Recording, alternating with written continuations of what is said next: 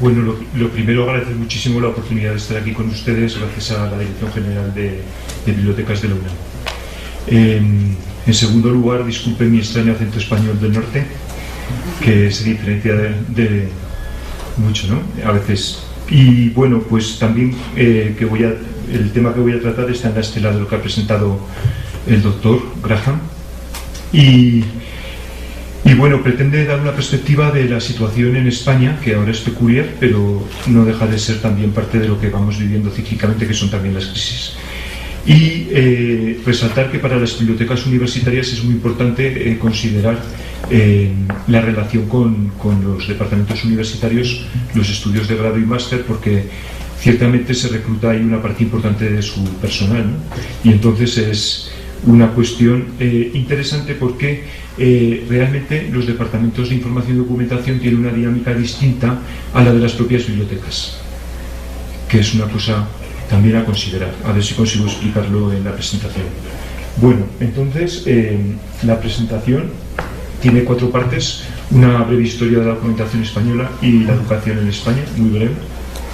El momento actual, que estamos con la revolución digital. Una cosa que me está gustando mucho de este encuentro es la confluencia de ideas, ¿no?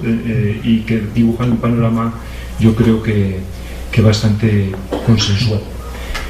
Algunos retos y líneas de acción, aunque este es un tema muy complicado, que es difícil, la verdad, tratar todas las variables. Y luego insistir en una cuestión que para mí es cada vez más importante, que es los efectos de la globalización en nuestra profesión y en nuestros estudios. Para mí es muy interesante la historia de la educación, la información y documentación en España. Empezó al servicio del Estado para conservar los bienes que habían sido amortizados a la Iglesia, que era la principal institución cultural y educativa en España durante muchos siglos. Entonces la sociedad cambió, pero no se quiso perder ese patrimonio del todo, aunque hubo muchas pérdidas, y se crearon los conservadores del Estado, que es el germen de lo que después sería. Y se crearon enseñanzas en Madrid en este sentido. Luego, en los años de los movimientos sociales europeos, de la industrialización en España, que es tardía respecto a otros países, se produce el movimiento de bibliotecas populares con mucha fuerza, sobre todo en el norte de España, en Cataluña, Barcelona, y también en Navarra y País Vasco. Esto se incorpora también a los estudios en España. Después hay un momento, en España, que se llama el desarrollismo. Crece mucho el Estado, se desarrollan industrias, sobre todo con capital del Estado, pero también industrias de exportación, y se desarrolla un sistema nacional de investigación y enseñanza superior, y es el otro gran momento. En España, las escuelas universitarias de biblioteconomía y documentación, con la excepción de la de Barcelona, se inauguran muy tarde, en los años 70, lo cual es un tema muy notable. Y por fin, en el momento actual, pues llevamos varias, y yo creo que las ideas que más marcan el momento actual es el cambio de énfasis hacia la información, no solo hacia las bibliotecas o los archivos, a los servicios, sino al mundo de los information studies o los estudios de información, y el proceso de Bolonia, que también se ha comentado. Ahora estamos en crisis. Esto tiene graves consecuencias para el empleo, y en el caso de España, donde el empleo en información y documentación depende mucho del sector público y está congelado, pues ha tenido un impacto muy grande en los estudios. De hecho, se ha derrumbado el número de matriculados. Cuando empezaron los estudios en los años, aunque hemos hablado de los 70, en realidad la mayor parte de las facultades es a partir de los años finales de los 80-90. Estamos hablando de cifras que han caído igual de 170 a 25, por ejemplo, de estudiantes de nuevo ingreso. Bueno, y luego el tema de la revolución digital, que ha sido muy importante. Ahora pues realmente hay un reenfoque hacia los estudios en información, con todo el tema de las iSchools, y en España pues también estamos un poco en esa línea, lo cual curiosamente produce que parte de los departamentos se alejen de sus clientes principales, que han sido bibliotecas y archivos, con lo cual se producen dinámicas nuevas muy interesantes, porque, como avanzó ya dentro del poco tiempo que tenemos, que realmente los departamentos de información y documentación no se deben solamente a sus empleadores, ¿no?, que son las bibliotecas, sino que curiosamente tienen que asegurarse de que reclutan estudiantes, porque si no tienen que cerrar. Entonces es una dinámica muy interesante. Bueno, esto, la situación actual, ¿no? Pues Realmente el mundo está cambiando. Yo creo que una de las cosas más notables es que el sector de la información se está concentrando. Era un sector muy artesanal, cada vez está más automatizado. Están surgiendo gigantes. Pensemos que la misión de Google es gestionar la información del mundo, nada más y nada menos, ¿no? Y luego, por otra parte, la web semántica es un movimiento que baja hasta el nivel de los datos y lo coordina con el de documentos y las ontologías, y eso es un horizonte que nos va a cambiar por completo, aunque posiblemente vaya relativamente lento, ¿no? En 20 años. La concentración de editoriales, de bases de datos, etcétera, a nivel internacional es un proceso muy notable, y yo creo que marca también lo que está pasando. Luego en Europa pues es muy notable el tema del proceso de Bolonia, con un nuevo sentido de educación superior. Para mí esto también es bastante importante: la enseñanza centrada en el alumno, la programación orientada a competencias, una enseñanza mucho más práctica, metodologías activas y colaborativas, orientación a proyectos, y luego contar el esfuerzo real del estudiante, es decir, el estudiante que es capaz de aprender en el tiempo que va a estar interaccionando con nosotros, porque eso es un problema realmente serio. Retos y líneas de acción. Pues yo creo que una cuestión muy importante para los departamentos y para los estudios es clarificar cuál es nuestra misión central y nuestras misiones periféricas. Entonces, ahora vivimos en un momento muy especial en el cual la información está permeando todas las disciplinas. De hecho, en algunas corrientes hablan de Science of Information en vez de Information Science, y por Science of Information se refiere a lo que sería la comprensión de la información desde sus niveles, digamos, físicos hasta sus niveles filosóficos. Y bueno, ahí están interactuando gente que viene de química, de filosofía, de todos los campos del saber, ¿no? Entonces, dentro de ese campo, nosotros cómo nos situamos, porque claramente nos tenemos que diferenciar. Es una cuestión de mercado. Realmente estamos en el mundo de la información, pero ¿en qué partes de la información vamos a construir nuestro nicho como profesionales exitosos que nos vamos a poder ganar la vida? Nosotros, claro, y los estudiantes a los que intentamos ayudar. Yo la idea que más manejo, pero es una cuestión muy personal, es que nuestro punto más fuerte es la memoria social. Eso es lo que nadie hace, lo que aburre a todos los demás. Por ejemplo, el tema de comunicarnos en Internet, etcétera, y las redes sociales, que es fundamental. Sin embargo, hay muchos profesionales de comunicación y de otros sectores que intentan hacerse una posición allí, y realmente podemos colaborar. Pero, ¿dónde está lo que realmente nadie quiere hacer y nosotros sí que podemos hacer? Bueno, diferenciarse y especializarse, eso es lo que estaba diciendo ahora Lidia rápidamente. Y también esto yo lo conceptualizo, lo pienso como cuidar el centro y abordar la periferia, porque yo he visto una de las lecciones para mí de la evolución de la información y la documentación en España, me refiero a la educación, es que al pasar tanto al énfasis en las nuevas tecnologías, en la información y los procesos nuevos que estaban produciendo, una gran parte del claustro de profesores de la academia se ha alejado de nuestros aliados naturales, que lógicamente son bibliotecas y archivos. Y entonces, ¿cómo reconstruir todo esto, no? Yo lo he llamado cuidar el centro y abordar las periferias. Entonces hay que ver, bueno, aquí he puesto cuestiones que realmente hemos estado viendo esto en las sesiones de mis compañeros y lo han hecho mucho mejor que yo. La periferia, que puede ser, pues aquí me viene bien esta transparencia para explicar que hay muchos campos que intentamos abordar, en los cuales estamos en competencia con profesionales de otras disciplinas y también con científicos de otras disciplinas. Por ejemplo, gestión de contenidos. Mi relación con los informáticos me señala que ellos son muy buenos haciendo sistemas, pero realmente quieren gente que gestione los contenidos. Gestión del conocimiento. Realmente nosotros podemos aportar mucho, pero solo somos una parte de esa dinámica en la que entra creación de conocimiento, difusión del conocimiento, etc. ¿Apoyar la función editora de la universidad? Obviamente sí, pero ser editores no es solamente ser bibliotecarios, es también gestionar todos los procesos de revisiones, de calidad y de todas estas cuestiones. Web social, pues por supuesto es un campo muy importante para nosotros y podemos contribuir mucho, pero es cierto que los periodistas están intentando hacerse un lugar ahí, también son una profesión en crisis. Otra cosa que a mí me interesa mucho es el perfil formativo, porque yo creo que en España se ha ido dando bandazos, desde una formación muy humanística a un énfasis muy fuerte por las tecnologías y de pronto arrojarnos en manos de lo que es hacer estadísticas y estudios dentro de la ciencia social. Precisamente yo creo que el punto más fuerte del nuestro podría ser en interactuar estas tres áreas pero no de una manera que fueran asignaturas separadas, que yo creo que ha sido un gravísimo error, sino que realmente las cuestiones tienen que estar integradas. Por ejemplo, la tecnología no se debe enseñar en las asignaturas de tecnología, excepto para cuestiones muy específicas como el diseño de bases de datos, sino que, por ejemplo, incluso en una asignatura de historia del libro se podrían estar utilizando todas las herramientas de web social. Y eso es lo que produce al estudiante una sensación de unos estudios integrados en vez de unos estudios dispersos. Y eso es un trabajo que tienen que hacer los profesores.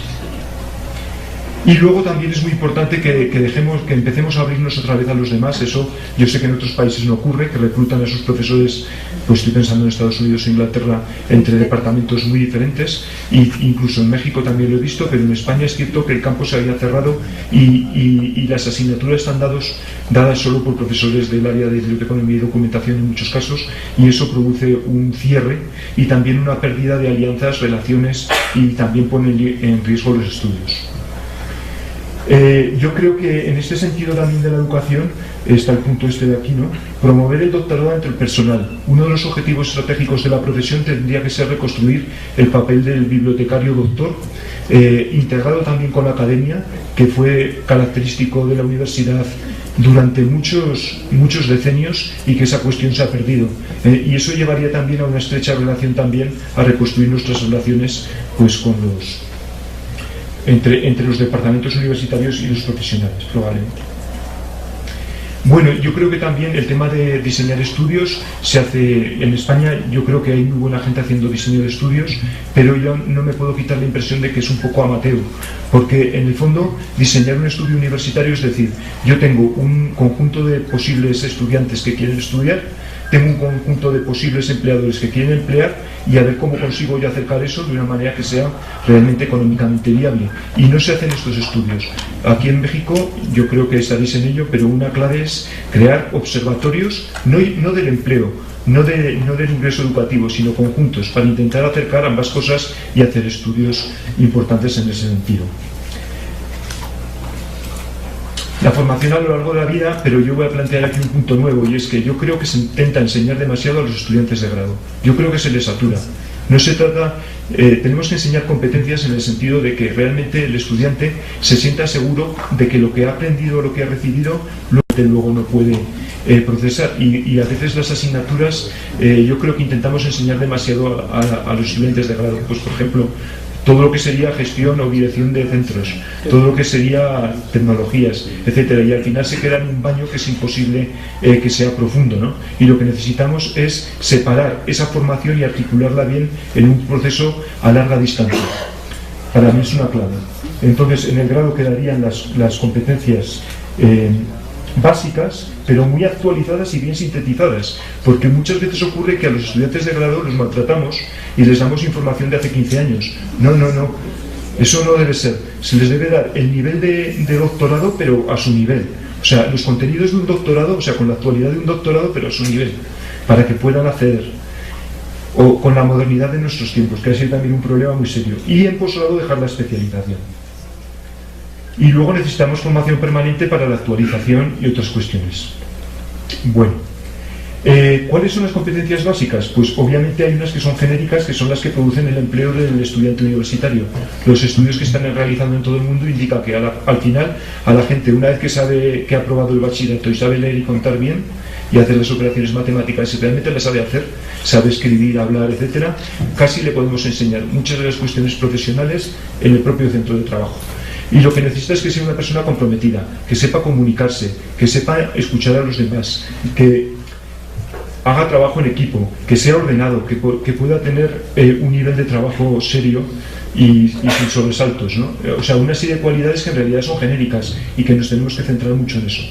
El trabajo en las competencias específicas instrumentales, obviamente en el análisis de información, que es nuestro punto fuerte, en mi opinión, y luego en tecnologías específicas, ¿de acuerdo? Y también necesitamos una perspectiva humanística de lo que es el mundo, humanística en el sentido amplio, no solo de humanidades, sino de humanidades, ciencias sociales y tecnología, de entender el mundo de la información.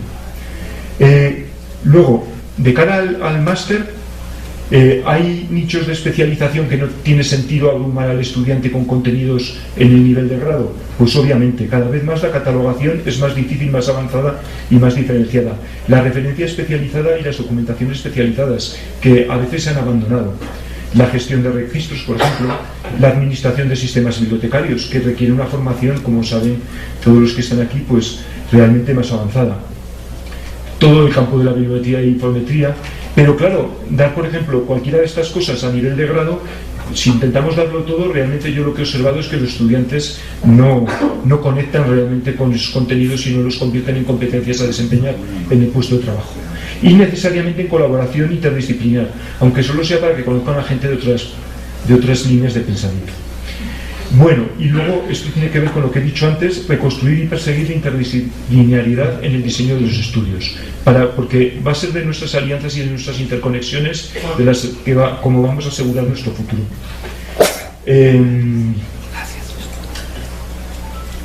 Esto ya lo he comentado antes, es modular la formación tecnológica dentro de los propios estudios y a distintos niveles. O sea, no puede ser que parezca que la tecnología es propia de 3 asignaturas y en todo lo demás no está presente.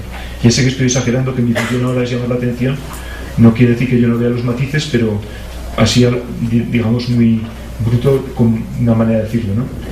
Luego también la calidad operativa de la enseñanza, pues esto yo creo que todos estamos convencidas, pero que los estudiantes, lo mismo que hablamos de que en la biblioteca el usuario tiene que tener una experiencia, ¿no?, favorable que le une a la institución, ¿no?, y pues eso mismo hay que conseguir en las clases, ¿no?, con los estudiantes.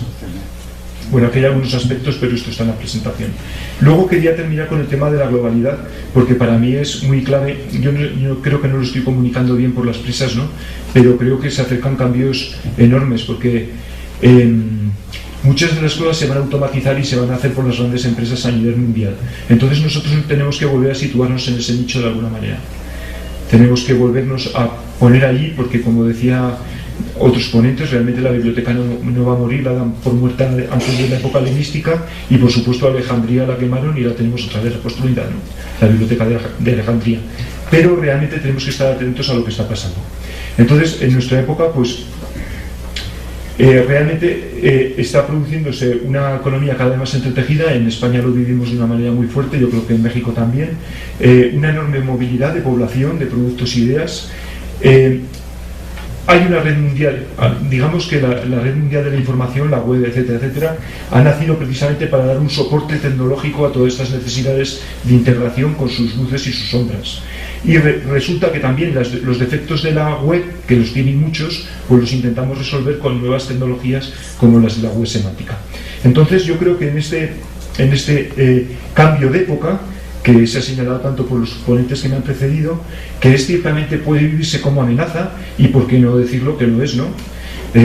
También es una oportunidad, pero yo creo que esa oportunidad nace también desde estar seguro desde nuestras raíces, de nuestra misión y de nuestra posición ante el resto del mundo, de cuál es nuestro servicio.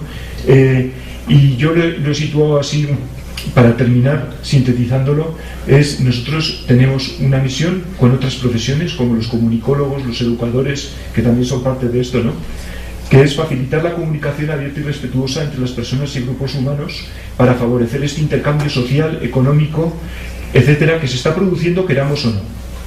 Porque necesitamos que surja lo nuevo, como se ha dicho mucho, ¿no?, innovar. Pero también es cierto que nuestra misión es asegurar, desde el lado de la oferta, a preservar los registros del conocimiento y de la identidad en una época de turbulencias económicas, sociales y políticas y culturales, para que nada bueno se pierda, que es uno de los grandes peligros. Y entonces, entre estas dos misiones, que a mí por lo menos me inspiran, como resumen de lo que pensamos, yo creo todos, pues espero no haberme pasado mucho de tiempo. Muchas gracias.